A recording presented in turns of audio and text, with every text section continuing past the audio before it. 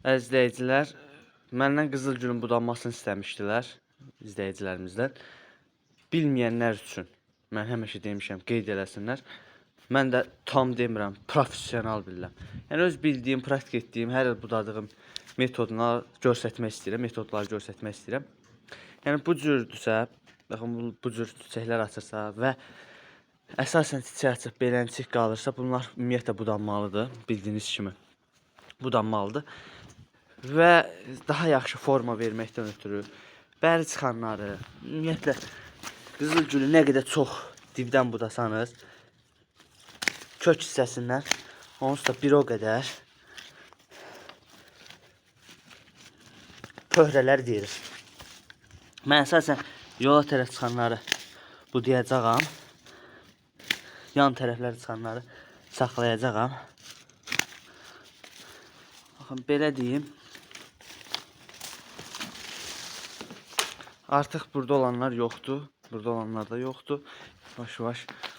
Bunu tam budamışdım. Yeni çıxan zoğdur. Kök hissədən budamışdım. Amma mən istəyirəm ki, bu forma vereyim. Bunu buradan aparacağım. İçəriyə doğru geçsin. İçəri olanları kəsəcəm.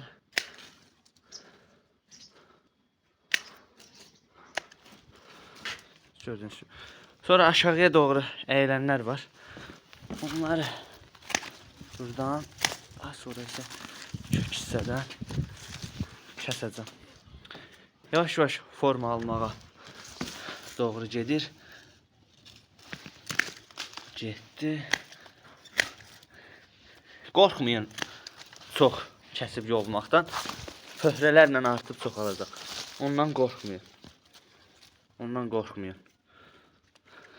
Bir yana tərəf çox çıxıb.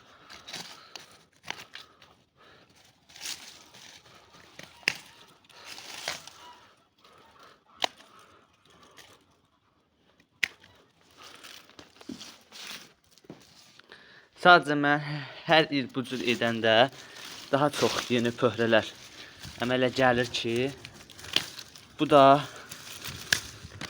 yeni çiçəklər, çiçək qönçələrin daha çox əmələ gəlməsinə kömək edir. Bu metodla da budama edə bilərsiniz. Bu tam yuxarıya doğru da gedir. Sıradan getdi. Bu da bu hissədəndir. Mən buradan kəsirəm. Yəni bu görəcəksiniz. Videosunu təkrar paylaşacağam. Necə artıb çoxalacaq. Həm çiçəkləri yaxşı əmələ gələcək, həm xəstəliyi az olacaq. Çünki sıxlığı aradan qaldırmış oluruq bu cür edən zaman. Xeyirli, uğurlu olsun. Sağ olun, var olun.